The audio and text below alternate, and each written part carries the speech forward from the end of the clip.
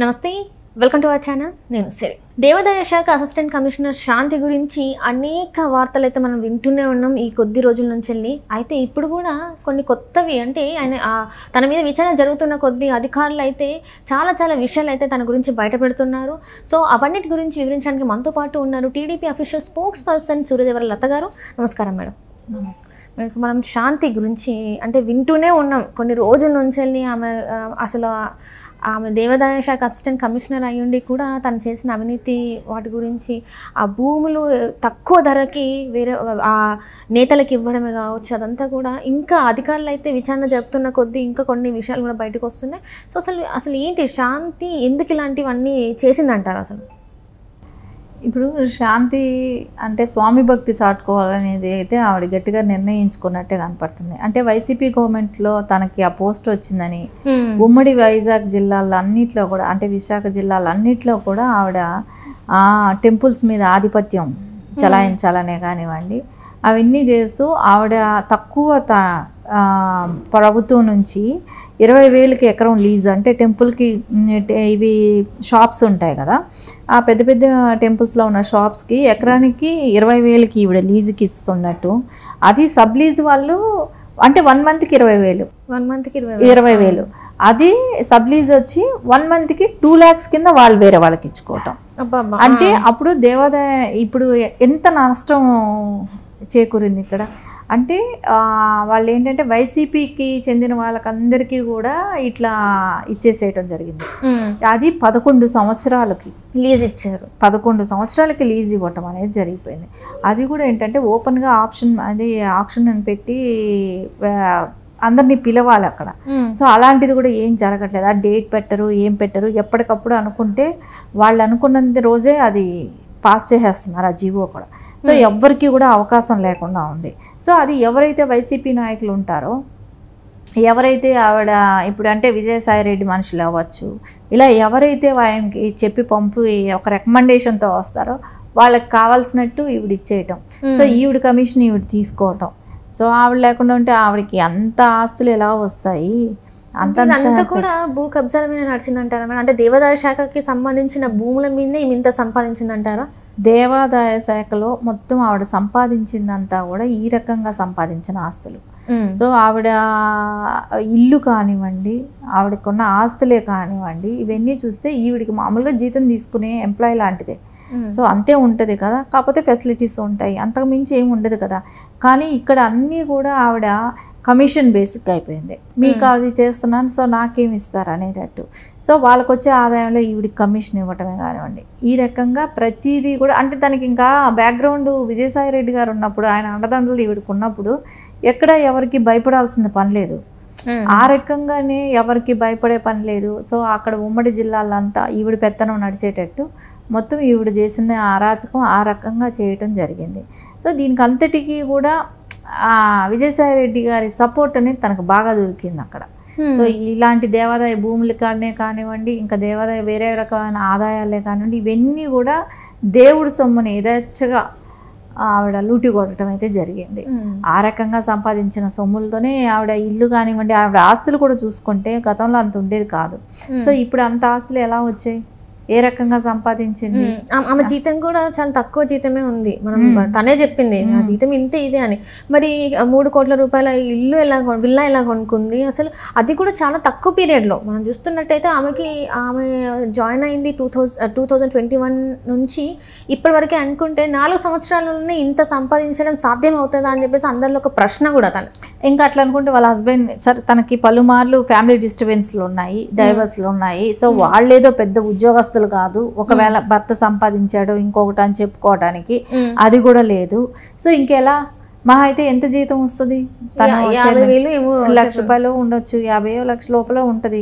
So ఆ జీతానికి నువ్వు 3 కోట్లు పెట్టి విల్లాలు కొనుక్కొని దాని ఇప్పుడు ఇల్లు కొనుక్కోవటమే కదా, వాటి మీద మెయింటెనెన్స్ కూడా ఉంటాయి. సో ఆ ఇంట్లో నువ్వు ఉండాలంటే నువ్వు ఎంత మెయింటెనెన్స్ చేయాలి? సో మళ్ళీ నువ్వు కొనుక్కున్న పొలాలే కానివ్వండి, ఆస్తులే కానీ, ఇవన్నీ ఎక్కడి నుంచి వచ్చాయి, ఎవరి సొమ్ములు, ఇవన్నీ అనేది ఉంటుంది కదా. సో ఇవన్నీ కూడా అంటే మా గతంలో జరిగిన డిస్కషన్లు వాళ్ళ మొగుళ్ళే భర్త అయితే ఏదైతే బయట చెప్పుకుంటా వచ్చారో అవేనా అవ్వచ్చు.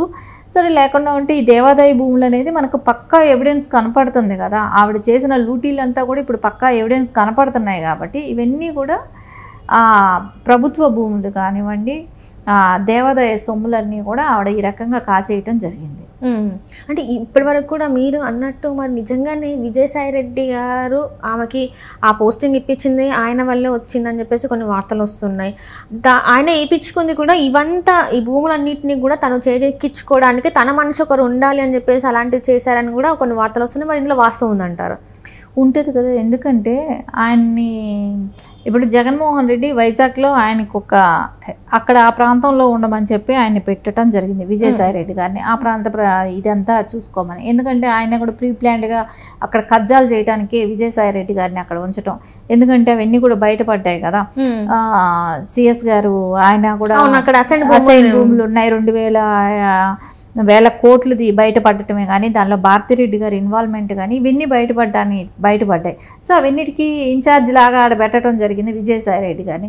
విజయసాయి రెడ్డి గారి చేత ఇప్పుడు ఆడ ఆధిపత్యం చెలాయించాలంటే ఆయన మనుషుల్ని పెట్టుకోవాలి, సో అక్కడ పోస్టులు వేయించుకోవాలి. సో ఆయన ఏం చేశాడు, మొత్తం ఆయనకి సంబంధించిన వాళ్ళకి పోస్టులు వేసుకోవటమే కానివ్వండి, అలా చేయాలంటే ఆయనకి అనుగుణంగా పనిచేసే వాళ్ళు శాంతి లాంటి వాళ్ళనే కానివ్వండి వీళ్ళందరినీ కూడా పెట్టుకోవటం. సో వాళ్ళకి కావాల్సిన వాళ్ళకి కాంట్రాక్ట్ ల్యాండ్స్ అదే కానివ్వండి, షాపులకి స్థలాలు అది ఉంటాయి కదా, ల్యాండ్స్ లీజులకి ఇప్పించుకోవటమే కానివ్వండి, వాళ్ళకి ఆప్షన్స్లో వాళ్ళకి వచ్చేటట్టు చేయటమే కానివ్వండి, ఏదైనా టెండర్స్ ఉంటే వాళ్ళకే ఆయన మనుషులకు వచ్చేటట్టు చేసుకోవటం కానివ్వండి, ఇవన్నీ కూడా వాళ్ళు పక్కా ప్లానింగ్తో పకడ్బందీగానే వాళ్ళు ప్రిపేర్ అయ్యి 1 by 1 అన్నట్టు చేసుకుంటూ వచ్చారు ఇప్పటి వరకు కూడా. అంటే ఇప్పటివరకు చూసుకుంటే మరి విజయసాయిరెడ్డి గారు అయితే ఇంతవరకు ఒక్క మాట కూడా మాట్లాడలేదు. అంటే ఇక్కడ మనం చూసాము విజయసాయిరెడ్డి గారికి శాంతికి ఒక బిడ్డ కలిగాడని చెప్పేసి శాంతి వాళ్ళ హస్బెండ్ అయితే ఒక ఏమంటారు కేసు కూడా ఫైల్ చేయడం జరిగింది. ఇందులో DNA టెస్ట్ కూడా విజయసాయిరెడ్డి గారిని పిలవడం జరుగుతుంది. కానీ ఇంతవరకు అసలు శాంతి గురించి కానీ శాంతి నా ఒక కూతురు లాగానే చూస్తున్నాను కానీ ఇంకేమీ లేదు అంటే ఏవైతే ఎలిగేషన్స్ వస్తున్నాయో దీని గురించి కానీ తను ఎందుకు మాట్లాడలేకపోతున్నారు విజయసాయిరెడ్డి గారు? మరి ఇప్పుడు ఒకవేళ వాళ్ళు చెప్పింది తప్పు అనుకుందాం, అపోజిషన్ వాళ్ళు తప్పు చెప్తున్నారంటే ఈయన ఒక రాజ్యసభలో పెద్దల సభలో ఈయన ఒక మెంబర్. సో అలాంటప్పుడు ఈయన మీద వచ్చిన ఎలిగేషన్ అనేది నిజమా కాదా అని నిరూపించుకోవాల్సిన బాధ్యత ఆయనకు ఉంటుంది. కానీ ఆయన అలా చేయట్లేదు కదా, ఎందుకు నిరూపించుకోవటానికి భయపడుతున్నారు? సో అంటే భయం లేనప్పుడు నేను తప్పు చేయలేదు అన్నప్పుడు ఎందుకు ఆయన DNA టెస్ట్కి రావాల్సిన అవసరం ఉంది కదా. సో ఖచ్చితంగా అది ఎక్కడ మిస్టేక్ జరుగుతుంది, ఏం జరుగుతుంది అనేది అయితే ప్రజలకి తెలియచెప్పాల్సిన బాధ్యత ఉన్న వ్యక్తి. అలాంటప్పుడు ఆయన ఎక్కడైనా తెలియచెప్పాలని చూస్తున్నాడా? చూడట్లేదు కదా. అంటే వెంకన్న సాక్షిగా మా కులదేవన్ సాక్షిగా అయితే తన కూతురు లాంటిది, తనకు ఆ బిడ్డ పుట్టినప్పుడు కూడా నేను తన ఇంటికి తీసుకొచ్చుకొని ఒక కన్న కూతురు అలా చూసుకున్నాను అని చెప్పేసి చెప్తున్నారు. మరి అలాంటి వ్యక్తి అలా చెప్పినప్పుడు మరి ఇలా తీసుకోవాలి. ఇప్పుడు బయటనేమో వాళ్ళ హస్బెండ్ ఏమో విజయసాయిరెడ్డిని కంపల్సరీ నేను DNA టెస్ట్ పిలుస్తున్నా రావాలి అంటారు, తనేమో అలా మాట్లాడుతున్నారు. అండ్ ఈ భూమి ఇవన్నీ చూస్తేనేమో ఇలా ఉన్నాయి. అసలు ఇది కూడా ఇంతవరకు అసలు ఒక కొలిక్ అనేది రాలేదు, ఇటు ఇది రాలేదు, ఇటు ఇది కూడా రాలేదు. అది కొలిక్కి రాకపోవటానికి కారణం ఏంటంటే విజయసాయి రెడ్డి గారు ఆయన ఇనిషియేటివ్ తీసుకొని ఒక అడుగు ముందుకు వేయాల్సిన అవసరం ఉంది. ఎందుకంటే ఇప్పుడు నింద వచ్చినప్పుడు ఆయన నార్మల్ పర్సన్ అయితే ఆ నింద వచ్చినా ఎవరు పట్టించుకోరు. సో ఆయన పబ్లిక్ లో ఉన్నాడు కాబట్టి ఆ నిందకి ఆయన సమాధానం చెప్పాల్సిన అవసరం ఉంది. ఇంకోటి ఏంటంటే ఆయన దాని గురించి మీడియా వాళ్ళని మాట్లాడటం, విజయసాయి రెడ్డి గారు ఆయన నిరూపించుకోవాల్సింది నిరూపించుకోకపోగా అందరినీ మాట్లాడటం అనేది కరెక్ట్ కాదు కదా. సో అది ఖండించాల్సిన విషయం ఇక్కడ.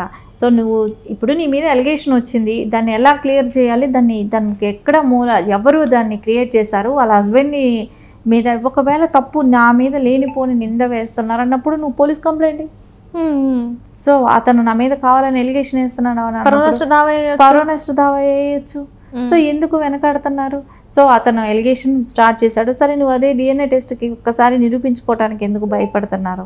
నువ్వు సామాన్య వ్యక్తి కాదు కదా. సో నువ్వు ప్రజలకి అంటే నేను తప్పు చేయలేదన్నప్పుడు ఎవరైనా ఫేస్ చేయాలి. సో నేను చేయలేదని చెప్తాం కాబట్టి దాన్ని నిరూపించుకోవటానికి ప్రయత్నిస్తాం. కానీ అక్కడ ఆయన నిరూపించుకోవటానికి ప్రయత్నించట్లేదు. దాన్ని మీడియా వాళ్ళకి ఆపాదించటం, కులానికి ముద్ర వేయటం, ఇది చేయటం కరెక్ట్ కాదు కదా. సో ఆ ముద్ర అనేది తప్పు.